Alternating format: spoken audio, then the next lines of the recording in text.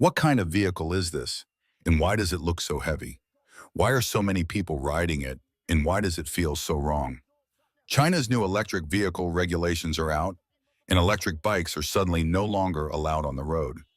Overnight, millions of people were told they had to stop riding the most basic and affordable means of transportation.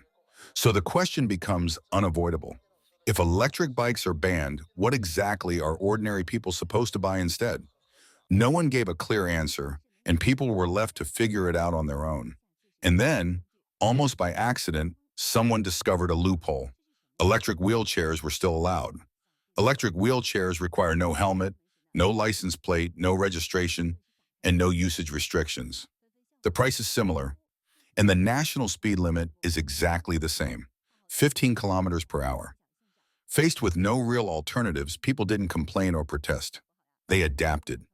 The moment this information spread, electric wheelchairs sold out. People bought them immediately, not for hospitals or medical use, but to commute to work. What was once medical equipment suddenly became the most fashionable form of transportation on the streets. Office workers, delivery riders, and young people began rolling through traffic on wheelchairs. Even the police seemed unsure how to respond. They stopped, stared, and hesitated, unsure whether to enforce the rules or look away.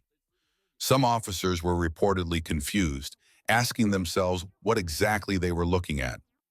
The regulations existed, but reality had already moved faster. This is a textbook case of policies from above, countermeasures from below. While decisions were made in offices and meeting rooms, the streets answered in their own way. Once electric wheelchairs appeared, people began copying each other, and the situation spread rapidly. Before anyone realized it, an absurd scene had formed. Entire streets were filled with electric wheelchairs moving slowly through traffic. Working people commuting to their homes, not in cars or on bikes, but in wheelchairs. No helmets, no plates, no inspections, and no traffic jams.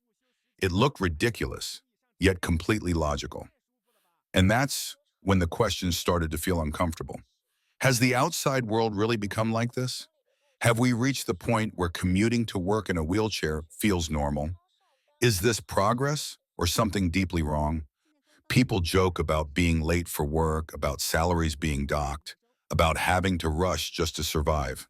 Others ask how anyone is supposed to work like this, sitting in a wheelchair and moving at such a slow speed. But 15 kilometers per hour isn't a joke. It's the official national standard. At this point, it no longer feels like comedy. It doesn't even feel like satire. What's rolling through the streets is a silent protest, one that doesn't shout or march, but quietly exposes the cracks in the system. And the question remains, whose face is this really slapping? This silent response makes everyone uncomfortable because deep down, people understand exactly what is happening. No one is confused. They are only pretending to be dumb. The more you watch it unfold, to say, the more wrong it feels. And the question it leaves behind is unsettling. What kind of message does this send to young people? Is this progress, or is it a social tragedy? When working adults are forced to commute in electric wheelchairs just to follow the rules, something has already gone off track. This is not modernization or innovation. It is people being pushed to adapt in humiliating ways. According to bloggers, in order to eliminate older electric bikes, authorities not only subsidize new purchases, but also send teams into rural areas to confiscate vehicles. It sounds unbelievable, almost surreal, yet it is happening. A policy meant to regulate transportation has turned into a campaign. Everyone knows electric bikes are essential for ordinary people to commute, buy groceries, and pick up children. Not long ago, they were encouraged under the banner of environmental protection, flooding cities with shared bikes. Now, policies flip overnight, and what was once promoted is suddenly treated as a problem.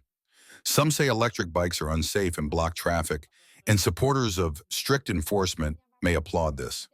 But anyone can see that roads are already jammed with cars moving at a crawl. So why is enforcement aimed downward instead of at the real source of congestion? Then there's the speed limit. 15 kilometers per hour may be fine on paper, but adults cannot earn a living at that pace. Time is money, and when speed is capped, income is capped as well. A delivery worker once joked that riding a new national standard e-bike feels like pedaling a heavy bicycle. Official data shows there are hundreds of millions of electric bikes in China, and most new models meet the updated standards. Authorities claim some companies misunderstood the rules and caused public backlash. But people are asking a different question. Who approved these standards in the first place? When problems surface, blame always flows downward. Manufacturers are criticized, while the designers of the rules remain invisible. The result is growing resentment and fading trust. And so, electric wheelchairs quietly fill the streets. They are slow, absurd, and strangely logical at the same time. Without shouting or protesting, they expose the contradiction everyone is trying not to see. It's unbelievable, yet this is exactly where China stands today. This is no longer a phase that can be endured or explained away. Pretending has become more dangerous than speaking out, because pretending only delays collapse until it becomes irreversible. Throughout history, the poor have never truly been allowed to speak the truth, and no system has ever been willing to help them do so. They are trained to endure, to remain silent, to swallow injustice as fate. Lately, I've been drifting from city to city, sleeping in my car, watching once busy streets fade into darkness. One night I had a strange dream. An old man appeared and said, "When the dragon turns, the horse follows." When I woke up, the meaning was clear. Every collapsing dynasty follows the same path. Trust collapses first, then the economy, and finally speech itself. When no one is allowed to talk, it means the system has run out of answers and is surviving on tricks. It may still be standing today, but only by clinging to the edge. There is a pattern that never changes. When the rules stop favoring them, they talk about facts. When facts turn against them, they hide behind rules. When the law becomes inconvenient, they invoke morality. When morality fails, they exploit emotions.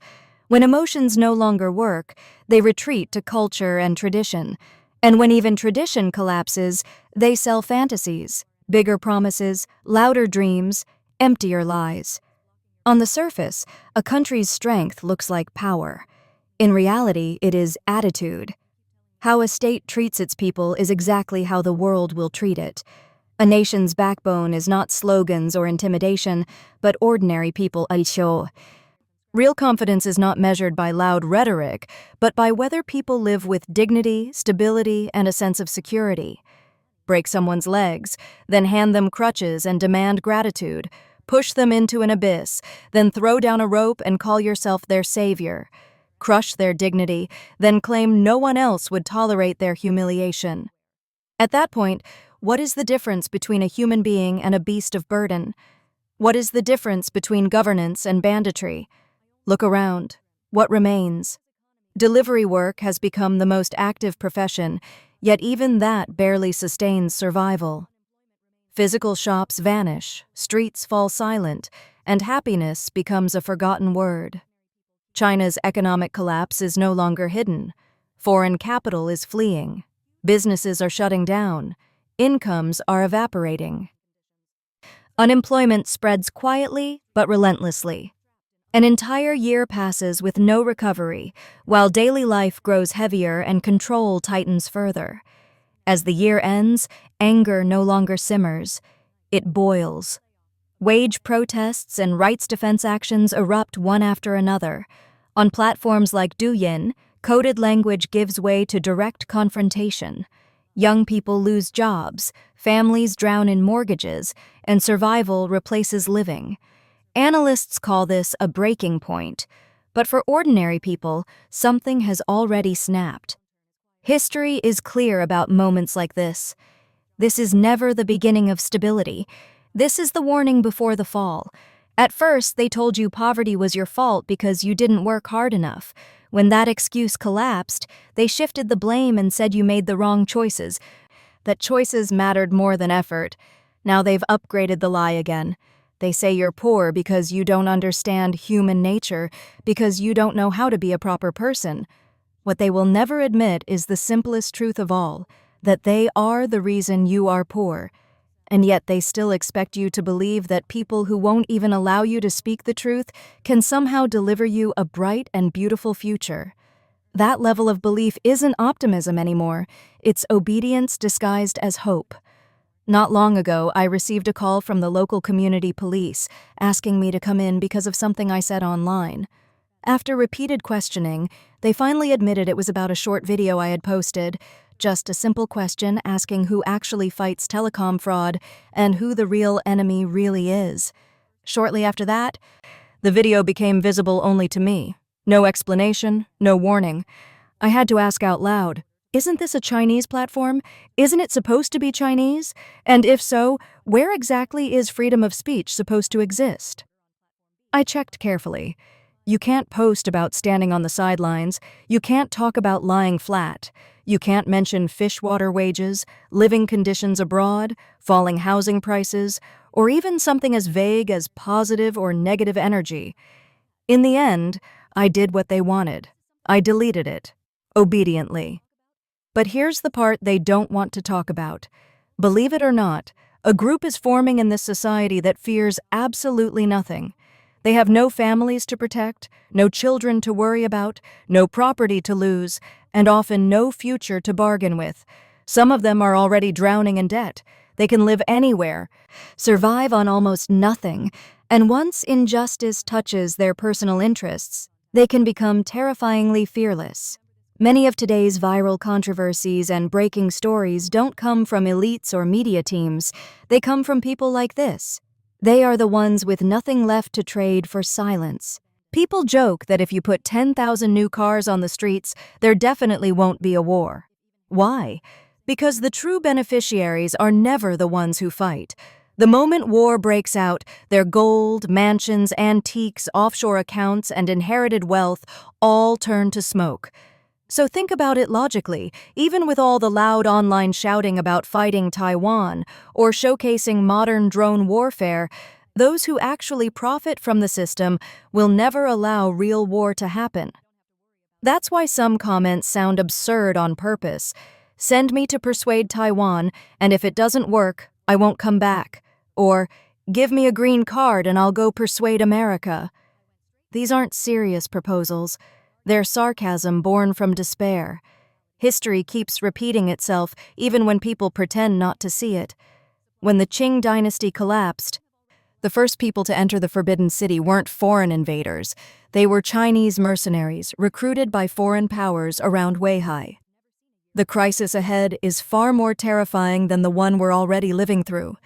When people stop donating money, stop giving blood, stop protecting culture, and stop believing that participation matters, society doesn't just weaken, it hollows out. Slogans like, ready to fight at any time, certain to win, sound powerful, but reality answers with mockery. You couldn't get the oil, at least bring the barrel back. Even bandits in history had rules. They didn't rob the blind or the lonely. They didn't force marriages. They avoided beggars, monks, students, doctors' families, and the truly helpless. That's why pushing today's moral collapse onto banditry is an insult to bandits, because even bandits had a bottom line. And yet now you see comments saying, give me a gun, I'll go to the airport, or eat and drink without me, but call me when it's time to die. The most shocking part isn't the anger, it's where these comments appear. Not on Twitter, not on YouTube, but under official media accounts, under real name systems, under verified platforms. Recently, waves of highly sensitive historical and political content have surged across Chinese short video platforms. Figures once considered untouchable are suddenly discussed openly. Videos spread like a tower rush, unstoppable for days. Netizens describe it as something they've never seen before. It's not organization, it's pressure. It's not coordination, it's accumulation. Public anger is approaching a blast point. Calls are spreading among people buried in debt, urging collective refusal, collective resistance, collective awakening. A society is supposed to hold the bottom line for life. People today aren't exhausted because they're lazy or incompetent. They're exhausted because the environment never truly protects ordinary people. A functional system should catch those at the bottom when they're sick, when they're old, when they lose the ability to work.